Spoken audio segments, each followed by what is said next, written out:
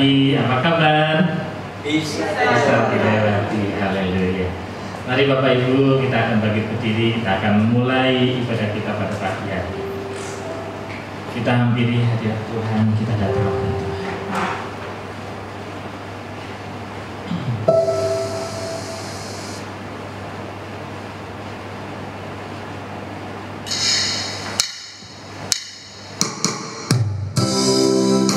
Terima kasih.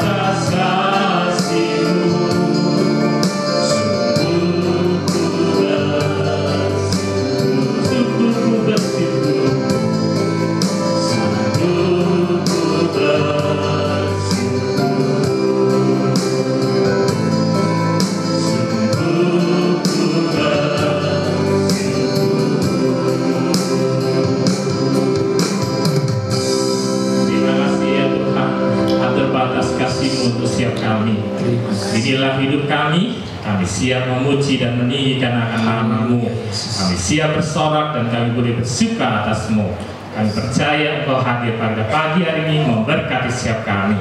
Dalam nama Tuhan Yesus yang siap diberkati dan siap bersuka, katakan amin. Beri kemuliaan bagi Tuhan. Haleluya.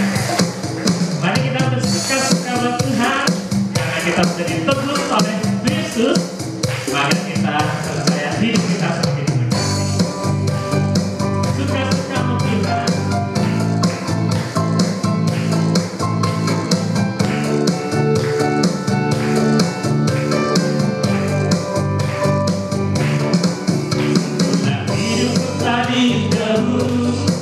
Oleh kuasa darah yang kudus, sekarang hidupku bukan milikku lagi.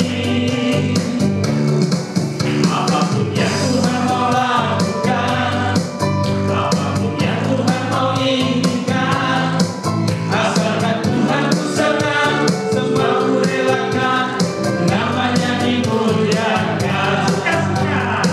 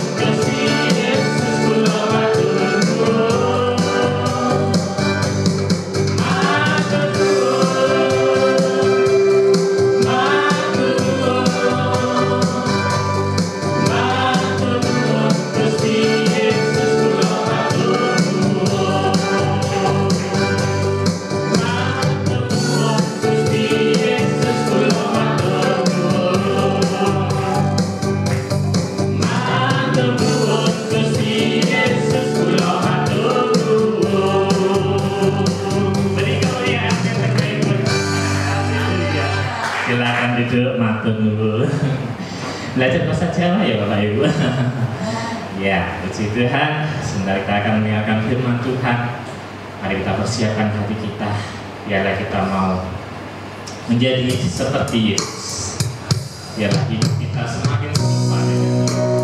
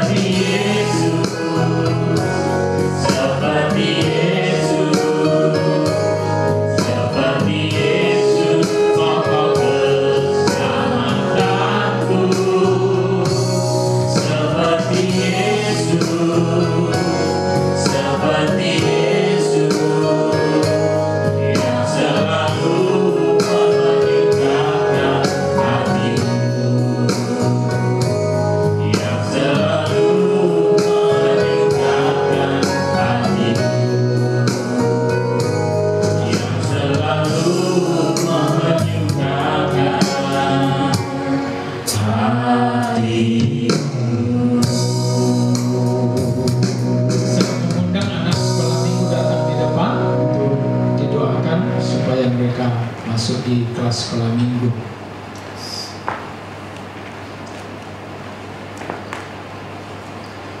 Mari jemaat Tuhan, angkat tanganmu, arahkan kepada anak-anak yang Tuhan titipkan di keluarga dan gereja kita.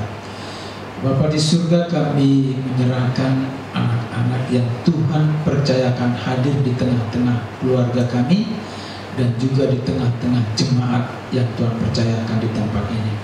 Berkati anak-anak ini Tuhan, supaya mereka diperlengkapi dengan firman Tuhan, supaya ketika mereka nanti dewasa, mereka memilih jalan yang tepat dan hidup mereka menjadi hidup yang berkenan kepada Tuhan dan mempermuliakan Tuhan.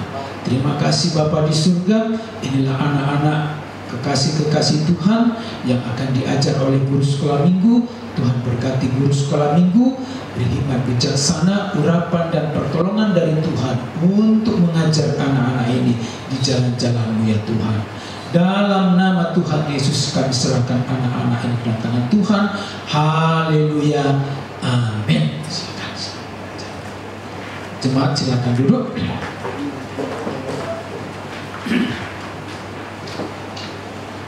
Tadi pagi waktu saya milih baju ya, kayak banyak aja bajunya. Karena saya mengira kalau minggu keempat itu bebas, saya lupa ternyata hitam. Nah sementara saya milih dasi saudara, ini malah pink sama pink. Saya tanya sama istri saya, ini ide dari TikTok. Kamu tahu apa beda jam 12 dengan kamu? Kalau segala gitu kan. Saya bilang, tapi saya lanjutkan. Kamu tahu kalau jam 12 itu kesiangan, tapi kalau kamu kesayangan. Wah, dia langsung berbunga-bunga, langsung dia bilang, pokoknya langsung tersipu-sipu. Jadi saudara, menyenangkan hati ibu-ibu itu sederhana. Yang penting saudara pinter gombal. Amin. Itu mengurangi biaya pengeluaran saudara. Tapi kalau saudara jarang memuji, jarang mengatakan dia cantik, maka saudara akan kesulitan. Dia akan berusaha pergi ke mall, cari baju, pergi ke mall, cari tas, pergi ke mall, pokoknya semua dicari. Karena apa? Karena dia jarang dikatakan saranio. Saudara, itu modalnya sedikit, saudara, murah. Amin. Jadi ini bapak-bapak, calon bapak-bapak, saya beritahu tipsnya berkeluarga yang murah meriah, hemat itu, sering-seringlah puji istrimu. Kalau pacaran sih mah nggak usah diajari, pastilah dipuji-puji ya, betul ya? Udah di sini kok nggak muncul?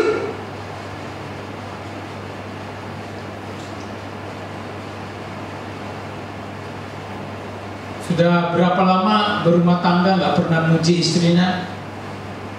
Pak Yusuf kayaknya selalu ya. Ini ahli, ini nggak perlu diajar ya, betul? Nah Pak Titus, piye? Pernah nggak dibilang sama Bu A, I love you?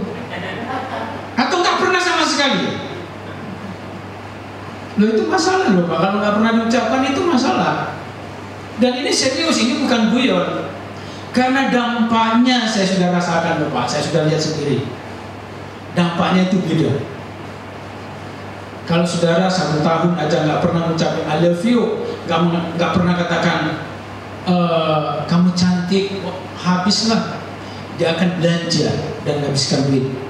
Karena dia berusaha supaya dibilang cantik. Tapi udah belanja, udah ngabisin duit, belum juga dibilang cantik, kapok. Karena sekarang kita belajar tentang penyebab iman Kristen macet total. Nah ini macet totalnya ini kadang-kadang berhubungan dengan kalau keluarganya macet juga ya begitu, imannya juga macet. Jadi supaya nggak macet, ya lakukanlah hal-hal yang sederhana. Karena indah itu nggak harus saudara nongkrong di Starbucks, nggak perlu.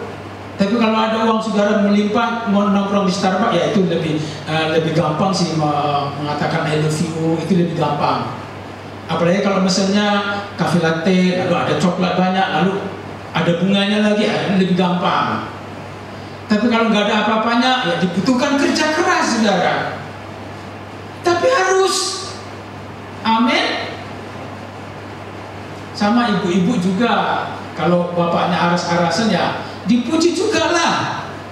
Saya ini awet muda karena sering dipuji istri saya. Jadi saya merasa paling ganteng sedunia terus. Aslinya ya Tuhan lah yang tahu dan saya. Ini bisa dipencet-pencet, cek. Sebenarnya khotbah hari ini lanjutan dari khotbahnya Pak Asahel. Nah, baru tapi palsu. Terus kenapa banyak orang percaya masih hidup dalam dosa? Terus yang pertama, karena mengikut Tuhan dengan salah motivasi atau hidden agenda. Jadi saya ngomong langsung diklik ya kalau udah pindah ya. Ada saat kita menerima Yesus sebagai Tuhan, apa motivasi kita? Apakah kita sadar bahwa kita datang kepada Tuhan karena kita orang berdosa dan butuh disucikan oleh Tuhan dan mau memperbaiki diri? Atau kita mau datang kepada Tuhan supaya semua keperluan kita dicukupi oleh Tuhan? Atau kita berharap Tuhan itu sebagai ATM? Tuhan, dalam nama Yesus rekeningku penuh, caranya piye? Ada masalah datang sama Tuhan, masalah selesai, goodbye Tuhan. Pastor Puru, Tuhan, haleluya, udah selesai Tuhan, haleluya. Bergumul untuk hal-hal keperluan hidup saja baru datang sama Tuhan. Kalau itu motivasinya sebenarnya terlalu sepele, saudara. Nggak perlu datang di gereja, nggak apa-apa. Banyak di luar sana kaya raya nggak ada Yesusnya kok, nggak apa-apa. Kalau saudara pergi ke Dubai, ke Arab Saudi, sana yang nggak kenal Yesus itu ada seorang bapak yang punya kolektor. Itu mobil mewah semua, mobil sport semua, dan koleksinya itu sekitar 4.000, saudara. Dan itu punya gudang itu berapa ratus hektar. Maafkan saya kalau lebay, tetapi itu kalau 4.000 tentulah gudangnya itu sangat banyak. Dan dia nggak percaya Yesus. Jadi kalau saudara berharap datang kepada Tuhan Yesus hanya sekedar supaya dapat hidup mewah, Anda keliru. Bukan di gereja tempatnya. Di gereja tempatnya saudara berdosa, saudara diperbaiki oleh Tuhan. Ini bengkel. Saudara ketabrak di luar, kejedot di luar, datang di gereja, saudara diperbaiki oleh Tuhan. Itu. Yang ketabrak apanya? Karakternya, kelakuannya. Bukan mobilnya ketabrak, lalu saudara berdoa di gereja supaya dapat asuransi. Nah, asuransi juga kan mesti bayar. Terus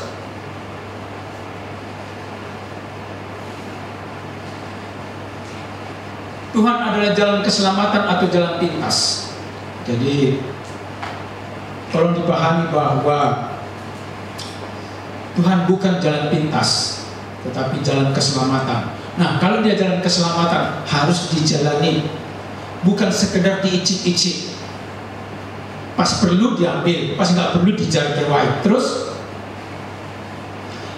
yang kedua, akarnya belum tuntas. Akar apa? Terus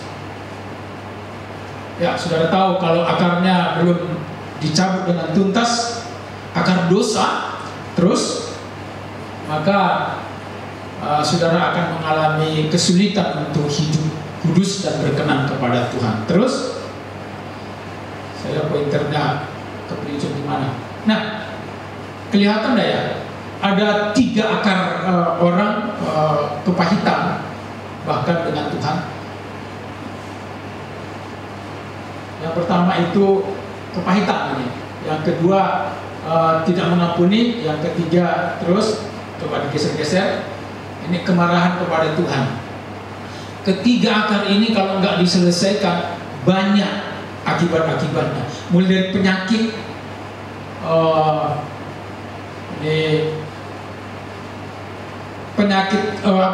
penyakit tubuh, dan juga penyakit mental atau penyakit mental yang dimana saudara mempunyai iri hati, dendam, sirik sama orang, nggak menerima kalau orang lain lebih berhasil. Semua itu sumbernya karena akarnya belum dituntaskan. Terus, ya. Nah, jadi jagalah hatimu dengan segala kewaspadaan, karena dari situlah terpancar kehidupan. Jadi kalau hati kita belum beres dari kepahitan, akarnya belum dicabut, maka kita akan mengalami banyak masalah dalam kehidupan kita. Kita nggak menerima diri kita, lalu kita mempersalahkan orang lain. Nggak cukup mempersalahkan orang lain, mempersalahkan nasib. Nggak cukup mempersalahkan nasib, mempersalahkan presiden. Nggak cukup presiden, Tuhan pun dipersalahkan.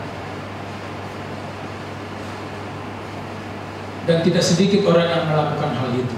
Terus, nah, Roma 11 ayat 16 berkata, jikalau roti sulung adalah kudus, maka seluruh adonan juga kudus. Dan jikalau akar adalah kudus, maka cabang-cabangnya juga kudus.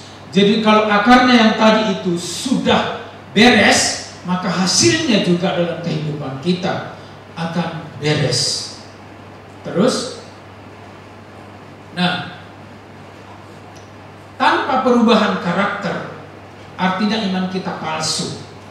Kalaupun dia mirip, paling KW atau KW super, atau ada istilah lagi HDC. Saya lupa HDC itu artinya apa ya. Oh, HDC high, pokoknya itu mirip, tak bisa dibedakan. Terus,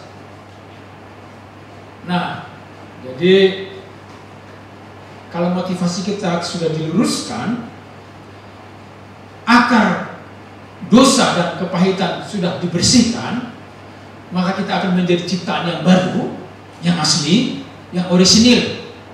Jadi kita nggak perlu menjadi si A, nggak perlu menjadi si B. Jadilah Walben si Jabat yang berubah hidupnya. Dulunya orang Batak masih liar, nah sekarang menjadi orang Batak yang jinak. Kadang-kadang orang yang kasar, orang yang jahat itu diidentikan dengan orang Batak. Lalu saya dulu sih tersinggung, sekarang sih masih tersinggung sih, karena kan nggak semua orang Batak yang begitu. Adakah yang satu suku yang semua baik semua? Ada? Nggak ada. Lalu Batak, masa nggak ada yang baik? Contohnya saya kan lumayan lah saudara, udah nggak bajigur lagi kok. Dan saya sedang berusaha supaya menjadi semakin serupa dengan Kristus. Nah, kapan-kapan kita akan belajar apa itu standar semakin serupa dengan Kristus. Karena kalau kita nggak memahami ini, nanti kita merasa bahwa oh wagu, mana bisa. Padahal firman Tuhan berkata, hendaklah kamu sempurna sama seperti Bapakku adalah sempurna. Itu perintah, bukan undangan, dan bukan cuma anjuran, itu perintah. Artinya Tuhan memerintahkan itu, dia tahu kita bisa melakukannya. Karena tidak mungkin diperintahkan kalau kita tidak bisa melakukannya. Memang kita menjadi sempurna seperti Kristus adalah hal yang mustahil. Tetapi Tuhan berkata, bagi Allah tidak ada yang mustahil. Mengapa? Karena roh Tuhan kirimkan kepada kita untuk memampukan kita dan memungkinkan kita hidup seperti Kristus. Jadi kemustahilan itu bukanlah memindahkan gunung, bukanlah saudara tidak mampu mengatasi persoalan, lalu kemustahilan itu adalah seperti itu, bukan yang itu. Kemustahilan adalah mustahil hidup kudus, sempurna seperti Kristus, lalu dimungkinkan karena kita diberikan Roh Kudus untuk menolong kita untuk hidup kudus. Jadi kemustahilan itu ditolong oleh Roh Kudus untuk kita melakukannya. Boleh dong berkata amin? Karena di luar sana saudara akan dikritik, bahkan dibully kalau saudara, saya cita-citanya kepingin menjadi seperti Kristus. Dan bukan saudara saja, ya, Pak Erastus juga akan dibully dengan konsep itu. Tapi Alkitab mengatakan itu kok. Lalu kenapa? Bukankah Injil adalah kebodohan bagi orang dunia? Terus?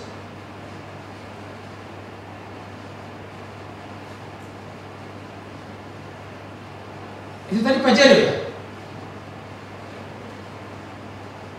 Pajero ya? Pajero ya? Pajero!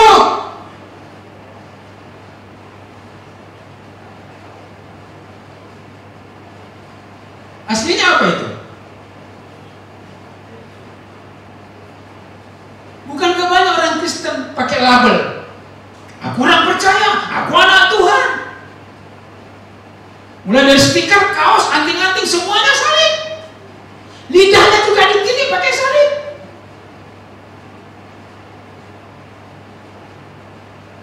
Pajero, panas jero jobo, gitu ya? Panas jero jobo, gitu ya? Lupa. Jobo jero, panas jobo jero.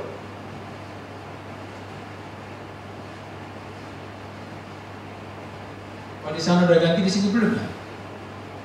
Nah, kita tidak akan pernah menjadi orang Kristen yang asli hanya dengan mengatakan saya sudah berubah, saya sudah bertobat, saya menghormati Tuhan, saya orang baik, saya orang saleh, dan saya lainnya.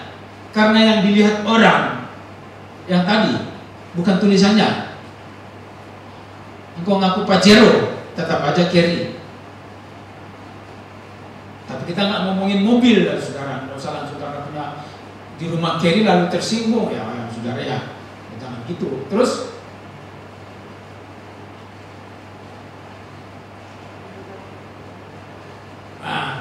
penyebab kemacetan iman Kristen adalah ini.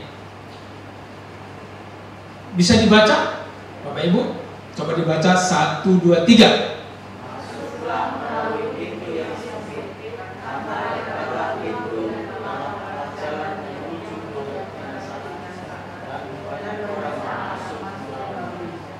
Terus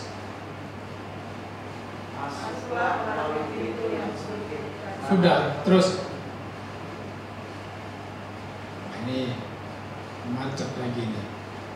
Nah, penyebabnya adalah salah pilih jalan. Terus banyak orang pilih jalan yang lebar. Jalan yang lebar itu banyak peminatnya.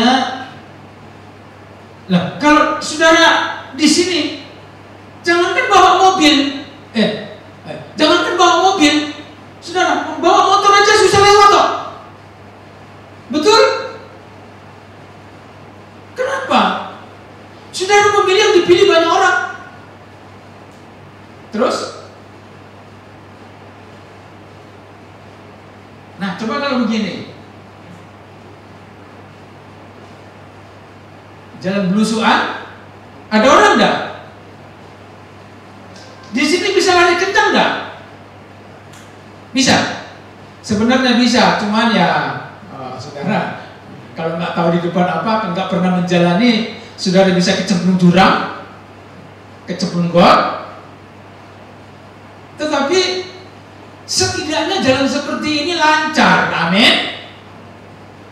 Mau jalan kaki, naik sepeda, numpak motor, numpak mobil, kayaknya masih bisa lah kalau saudara 4 WD, nggak apa-apa.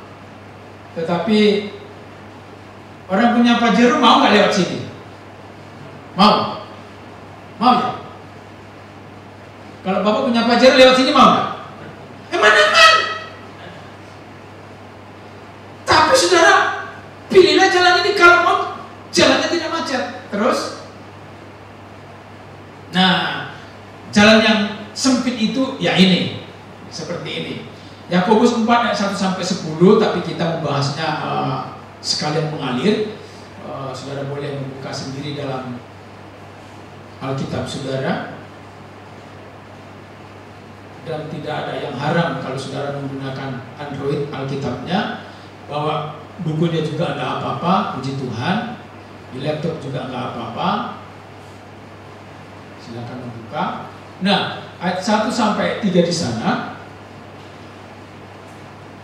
yang menjadi sumber permasalahan adalah ketika seseorang banyak keinginan. Nah, ketika keinginannya tidak tercapai, lalu berdoa, hasilnya nol.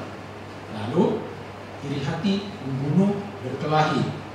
Dan itu semua dikendalikan oleh hawa nafsu.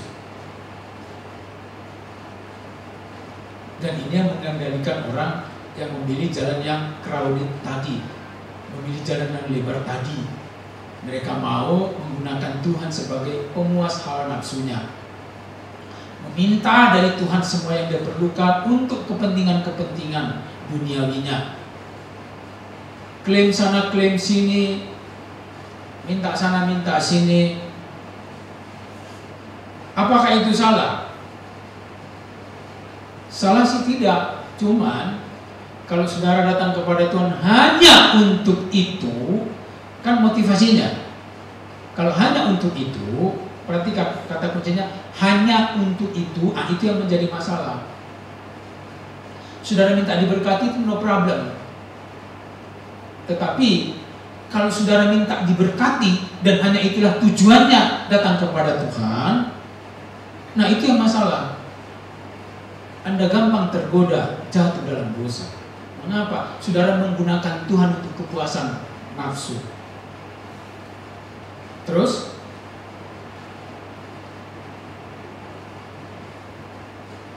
kemudian ayat 4 dan 5 dikatakan pilihannya hanya satu.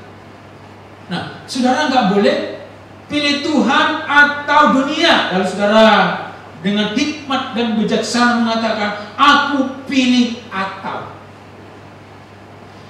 aku pilih dua-duanya.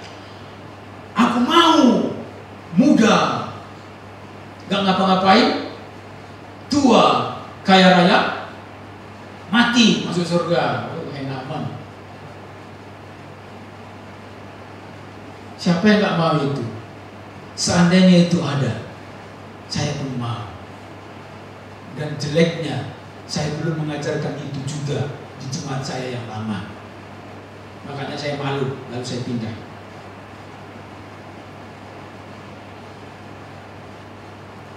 Terlalu banyak orang, bahkan pendeta, menawarkan dunia di gereja.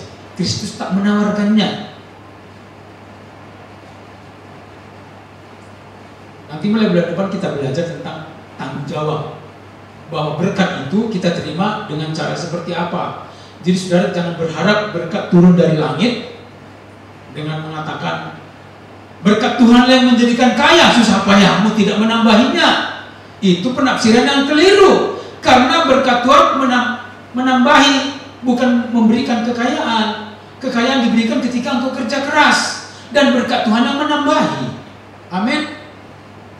Jadi jangan mengatur Tuhan berkati, Tuhan berkati, Tuhan berkati. Lalu saudara nggak buat apa-apa, nggak belajar, suruh didoakan supaya lulus ujian, masuk dah? Nggak masuk. Saudara harus belajar. Kalau mau juara satu, harus lebih banyak jam belajarnya dari yang nggak juara satu. Itu harus. Saudara berdua satu kamar kos, temanmu belajar sampai 8 jam satu hari. Engkau belajarnya cuma pas aras-arasan saja, pas mau ujian buka buku. Lalu berharap juara satu. Masuk enggak? Lalu banyak orang Kristen seperti itu. Enggak buat apa-apa, berdoa supaya juara.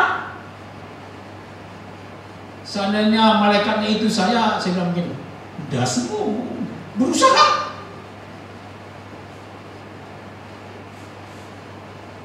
Perhatikan, menjadi sahabat dunia sama dengan musuh Allah. Jadi saudara nggak bisa ambil dua-duanya.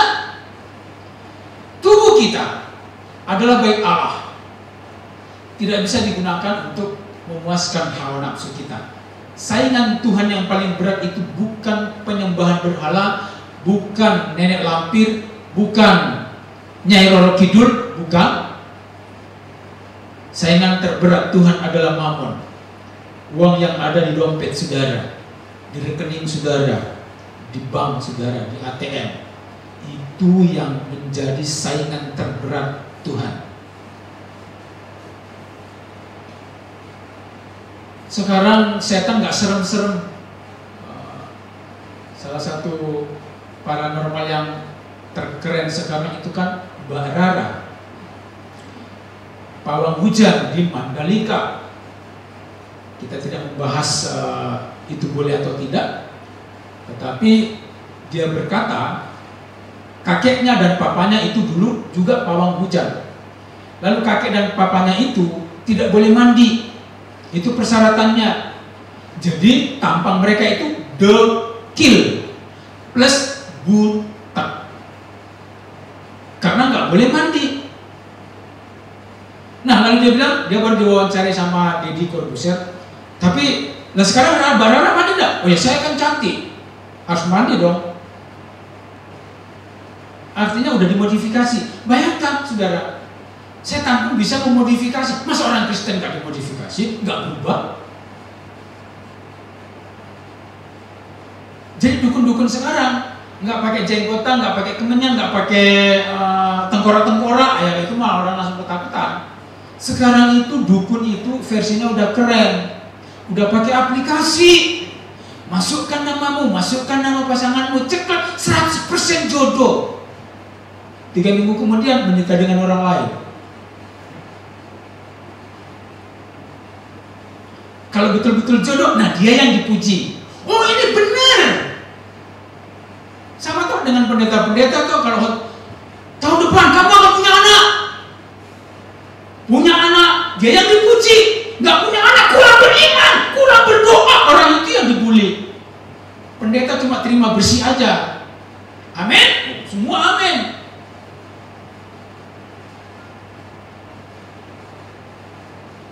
Nah, karena pawang hujan sedang populer, saya temukan, ternyata saya follow dia, ada pendeta perempuan membuat status bisa menghentikan hujan. Oh, saudara, pendeta buat postingan seperti itu, bisa menghentikan hujan, bisa menghentikan santet, bisa menghentikan kutuk, bisa, masalah apa saja hubungi saya. Keren sekali pendeta ini. Saudara kalau butuh hubungi dia, nanti saya kasih kontaknya. Ada, atau cari aja di Facebook. Pawang hujan pendeta, ketemu. Ada yang begitu. Karena meleset. Jadi pilihannya hanya satu. Saudara nggak boleh mencintai dunia sekaligus mencintai Tuhan. Karena pada saudara mencintai dunia, Anda memusuhi Allah. Nah, banyak orang nggak terima ini, maunya dua-dua. Atau pas hari Minggu aku pilih Tuhan, keluar dari gereja, ya aku pilih terserah aku, hatiku adalah rajaku. Lalu pas mati berharap masuk surga, masuk dah. Terus 6, Allah menentang orang congkak. Karena kecongkakan ini menghalangi orang untuk bertumbuh. Ini penyebab macet sebenarnya. Dan nomor 1. Coba di situ ada tokoh-tokoh yang congkak.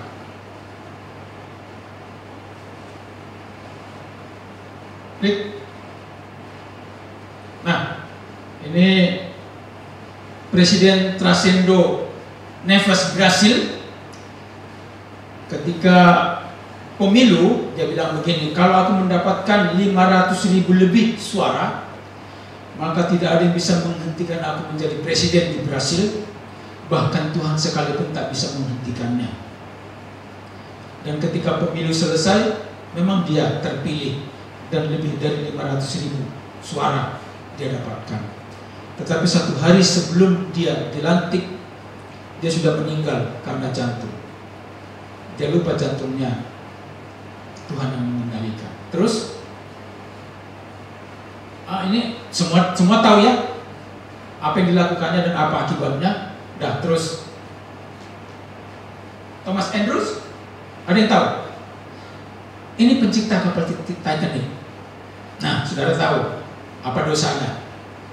Karena menurut dia bahkan Tuhan pun tak bisa menenggelamkan Titanic. Itulah dosanya. Apa itu kalau bukan congkak? Terus Marilyn Monroe, wah ini John Lennon, ini pasangan.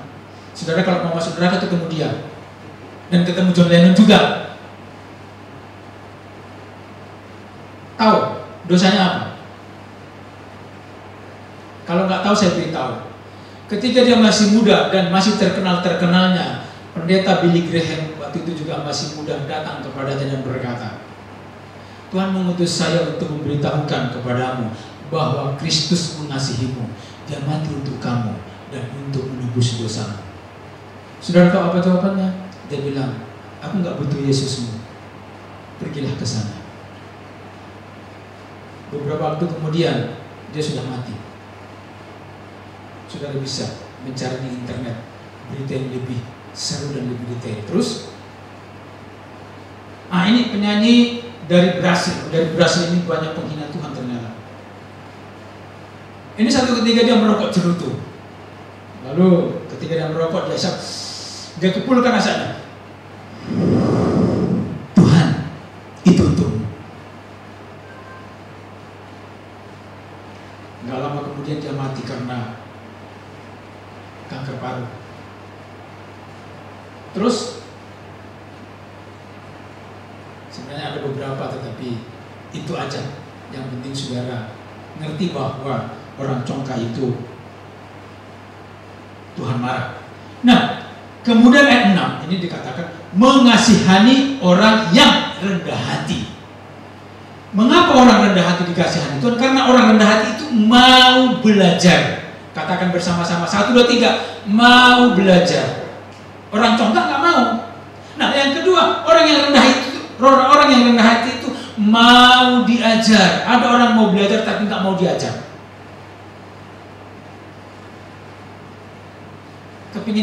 Kepingin pintar tapi nggak mau diajar. Nah, namanya murid Kristus. Itulah sebabnya Tuhan mengasihani orang yang rendah hati. Terus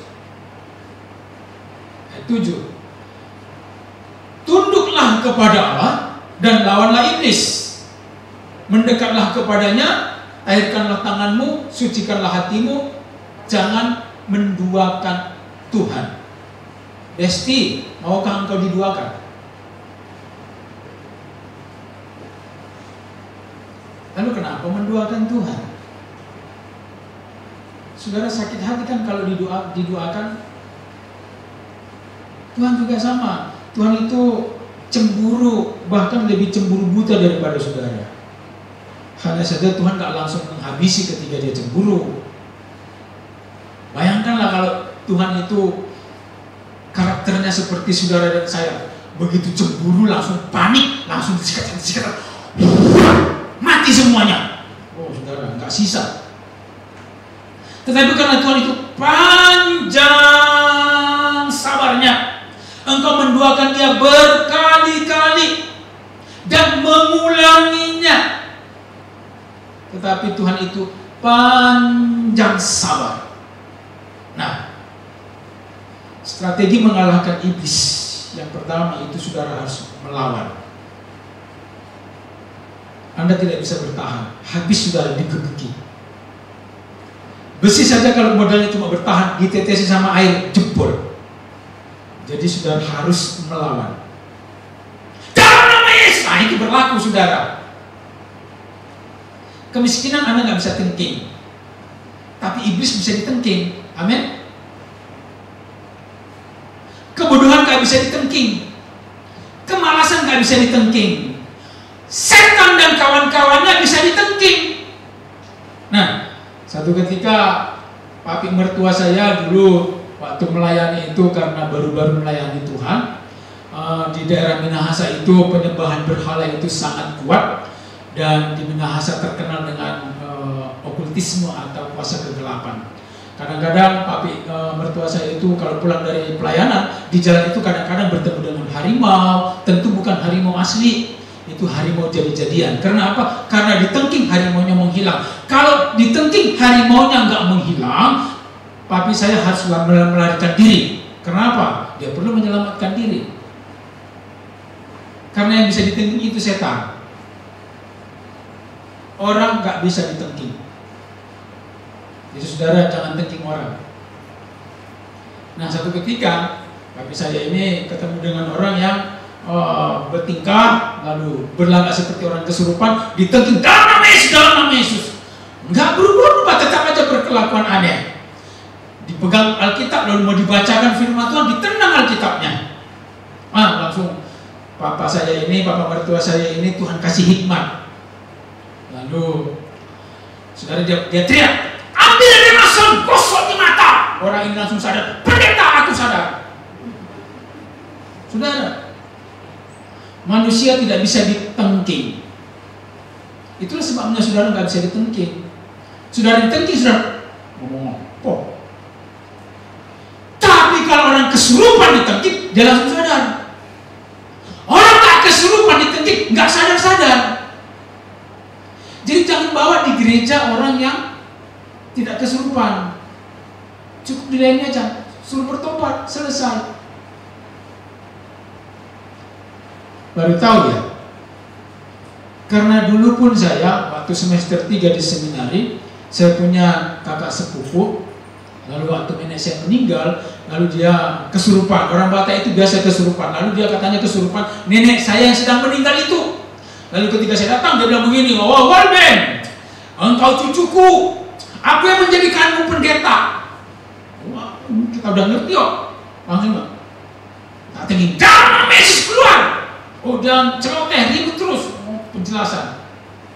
Saya udah mulai curiga, nenekku nggak tahu bahasa Indonesia, ini kok lancar sekali bahasa Indonesia. Saya tengking nggak bisa. Oh, buat waktu itu saya capek setengah jam peringatan. Kenapa? Saya belum nggak tahu kalau bisa dipakai remason waktu itu. Seandainya waktu itu bisa pakai remason, pasti sadar dia. Saya waktu itu belum pengalaman, jam terbangnya kurang. Ya kabur-kabur ya dia. Dan capek saya dibuatnya. Jadi saudara harus ingat bahwa hanya iblis dan kawan-kawannya yang bisa ditengking. Manusia nggak bisa ditengking. Sifat-sifat manusia nggak bisa ditengking. Karena manusia perlu bertobat. Jadi jangan modus ya, alibi melakukan dosa, misalnya selingkuh, kalau minta didoakan supaya nggak selingkuh lagi. Anda selingkuh nggak perlu didoakan, bertobat. Amin. Mata keranjang, doakan matanya. Kok matanya yang didoakan, otaknya yang dicuci. Amin. Tolong jangan jangan dihardik atau jangan ditengking. Itu modus. Manusia akan pintar, saudara. Betapa liciknya hati. Saudara kalau nggak menengking dan melawan hati itu, hati saudara, ego saudara, pikiran saudara, maka saudara akan memanipulasi Tuhan. Lah, saudara yang begini-begini Anda belum tuntas, lalu mengatakan mau hidup sempurna seperti Yesus, ya masih jauh. Masih jauh, tahapnya masih jauh. Saudara harus belajar dulu etika normal, etika umum. Kalau etika normal dan etika umum belum lulus, saudara, nggak usah bicara. Makanya orang nggak berani bicara tentang kesempurnaan seperti Kristus, karena etikanya aja belum benar.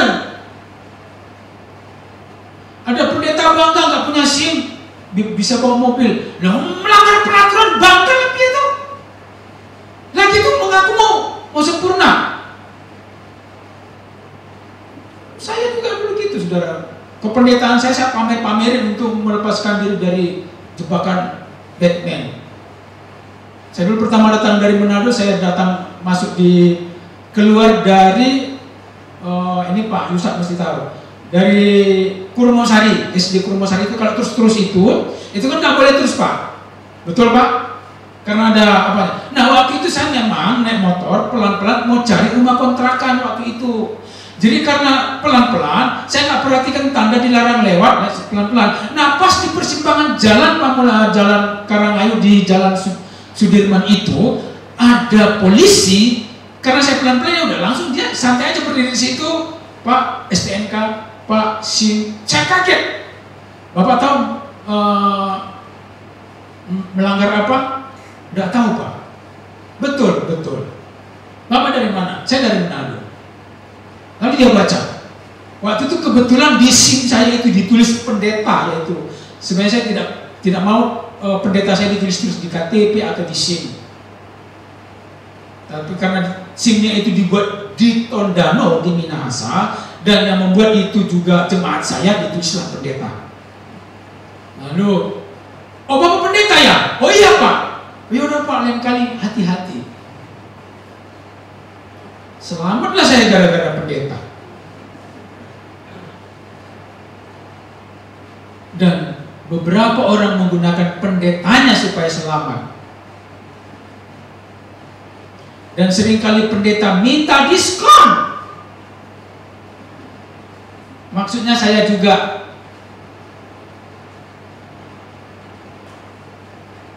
Karena kebiasaan sih, kalau di Manado itu pendeta itu, wah saudara, enak sekali kalau mau melayani itu pendato di Manado saudara. Waktu itu kalau berminat di Manado itu kalau pendeta naik bus itu dibayarin sama orang. Ke dokter nggak diterima bayarannya, biasanya itu langsung udah Pak pendeta didoakan saja.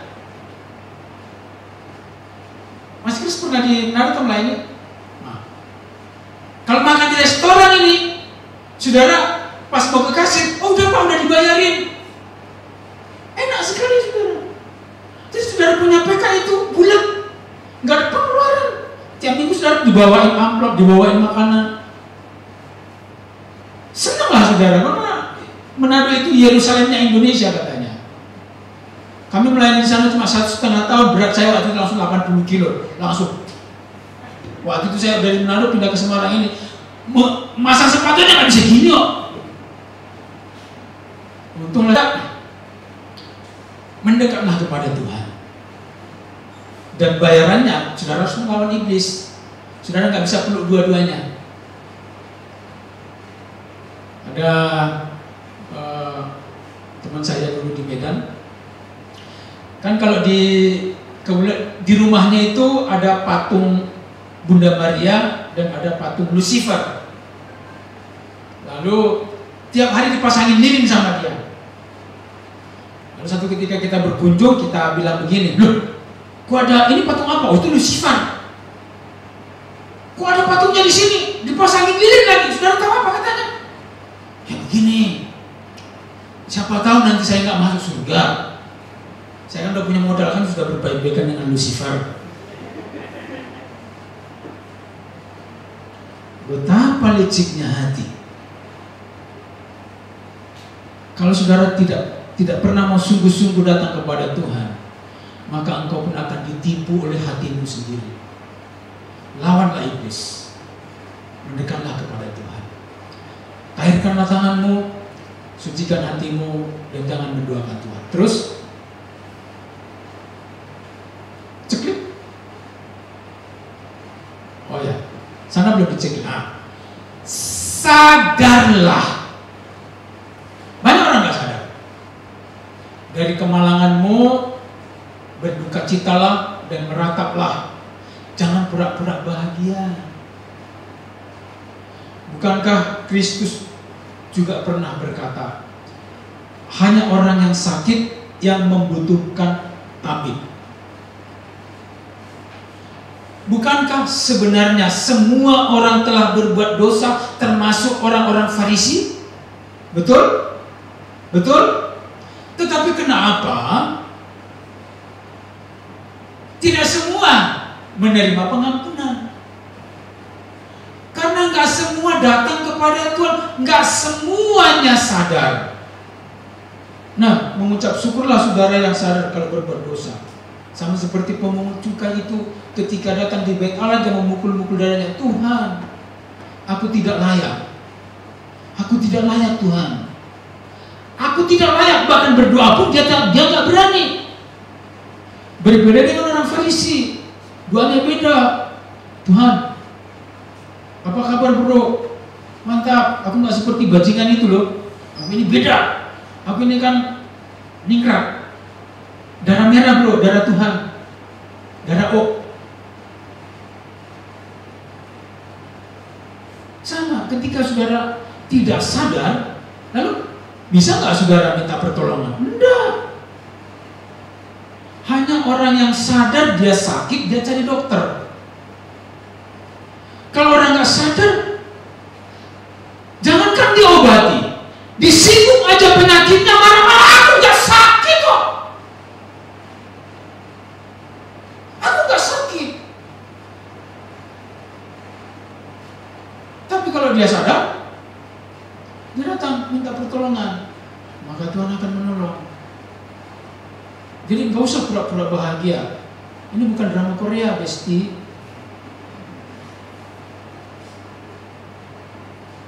Terus sekarang kan yang populer kan Besti, bukan guys.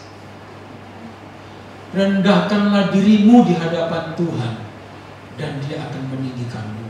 Nah, perhatikan ini kata merendahkan diri ini beberapa kali diulang dalam perikop ini. Rendahkanlah dirimu. Karena ego dan kecongkakan oranglah yang menghalangi dia datang kepada Tuhan. Ego dan kecongkakan, kesombongan.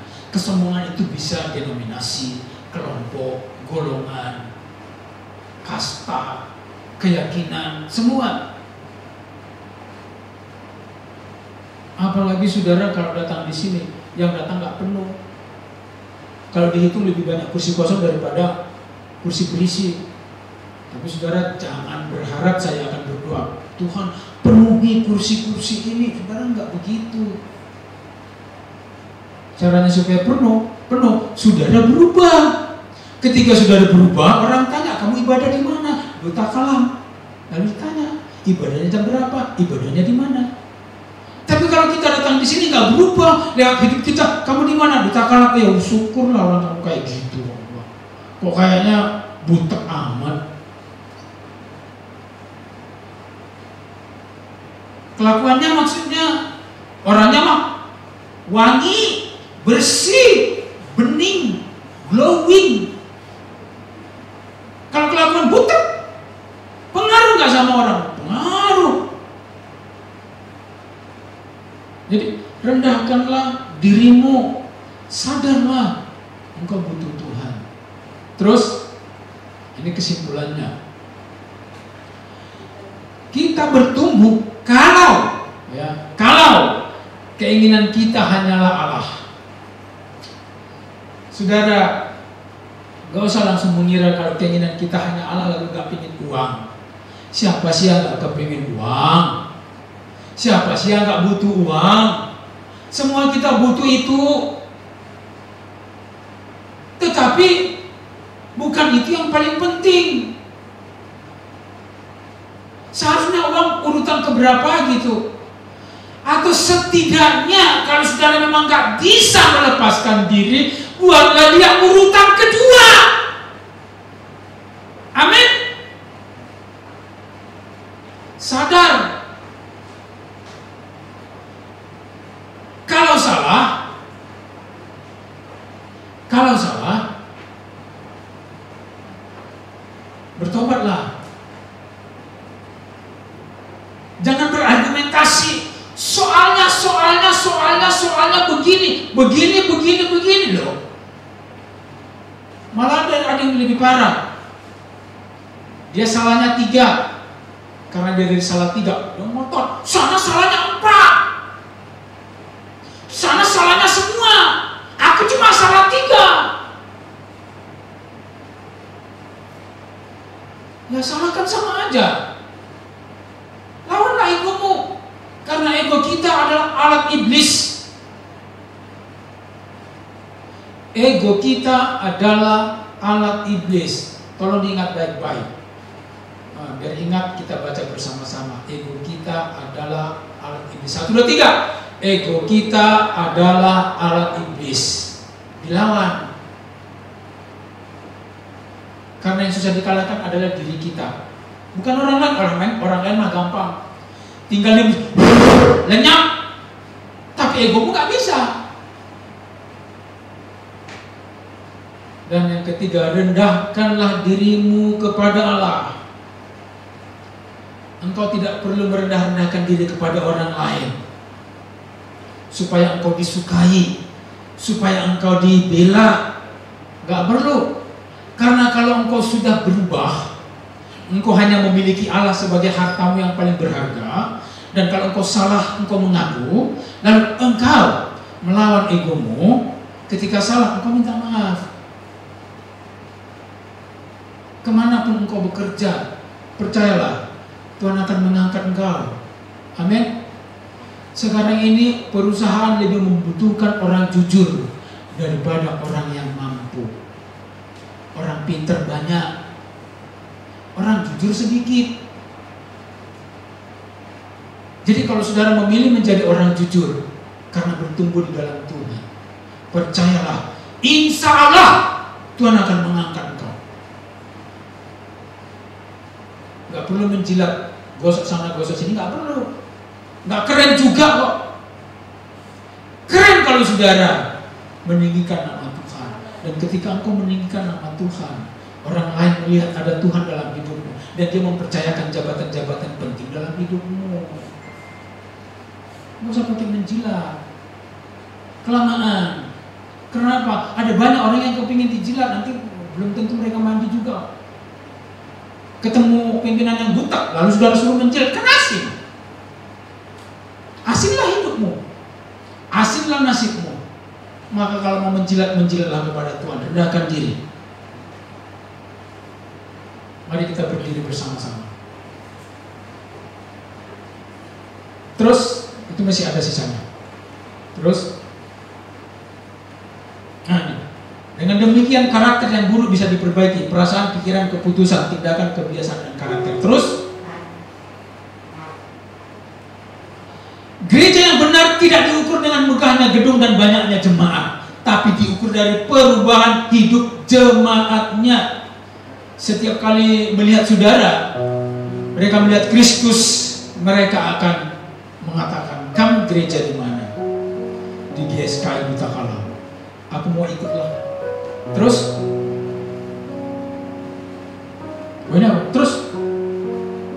terus, dari yang seram sangar, dari yang butak menjadi glowing. Mari kita menuju Indonesia glowing. Terus, aku memilihmu Tuhan.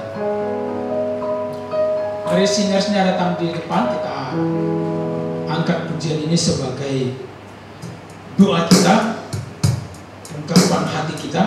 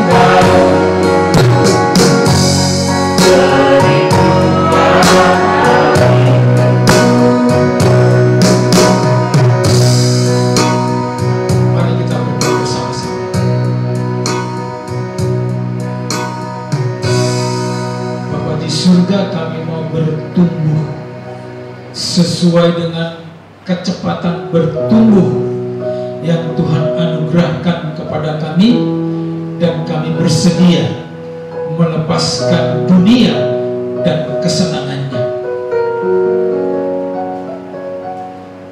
Tuhan,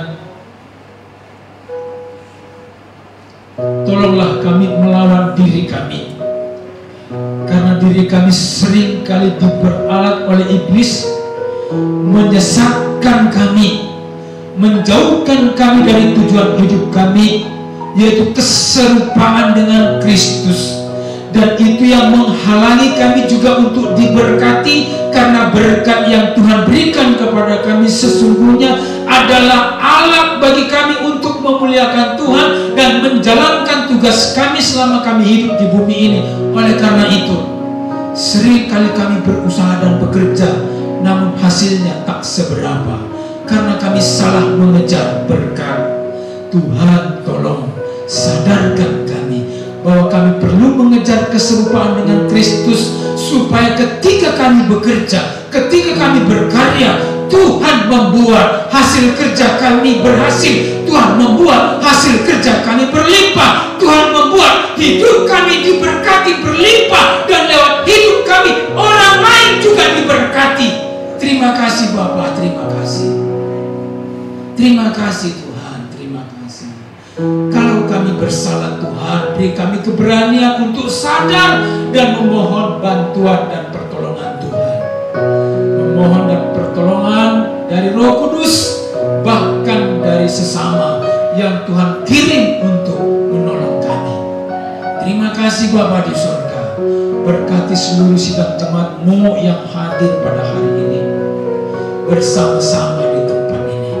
Tuhan berkati hidup mereka, berkati pekerjaan mereka, apapun yang mereka kerjakan dan usahakan Tuhan buat berhasil, karena mereka bersedia berubah, karena mereka bersedia mengejar keserupaan dengan Allah. Terima kasih Bapa di surga, terima kasih. Berkati suami-suami, berkati para istri, berkati anak-anak, berkati orang tua, berkati orang tua mantu, berkati semua kami yang hadir di tempat ini Tuhan. Kami mau mengejar keserupaan dengan Kristus. Kami mau bertumbuh dalam pengenalan dan perbuatan karakter kami. Manusia batinnya kami mau bertumbuh, diubahkan setiap hari lebih baik, lebih baik, lebih baik. Terima kasih Tuhan, terima kasih. Di dalam nama Tuhan Yesus kami berdoa. Berkati juga bangsa dan negara kami, berkati kota di mana kami tinggal, berkati semua umat Tuhan yang hari ini melayani dan beribadah, baik secara tatap muka maupun online. Dalam nama Yesus kami berdoa serta mengucap syukur. Sebentar kami akan pulang ke tempat kami masing-masing. Tuhan akan melindungi dan menjaga keluar masuk kami. Dalam nama Tuhan Yesus. Mari jemaat yang dikasihi Tuhan, kita akhiri ibadah kita. Angkat kedua tanganmu, arahkan hatimu kepada Allah. Terimalah berkat Tuhan. Damai sejahtera yang dikaruniakan oleh Bapa di surga, dalam penebusan dan kasih karunia oleh Tuhan Yesus Kristus, serta persekutuan, pertolongan dan pimpinan Roh Kudus menyertai kita sekalian, mulai sekarang sampai Maranatha, Tuhan Yesus datang kedua kali. Haleluya, amin. Kami memuji kebesaran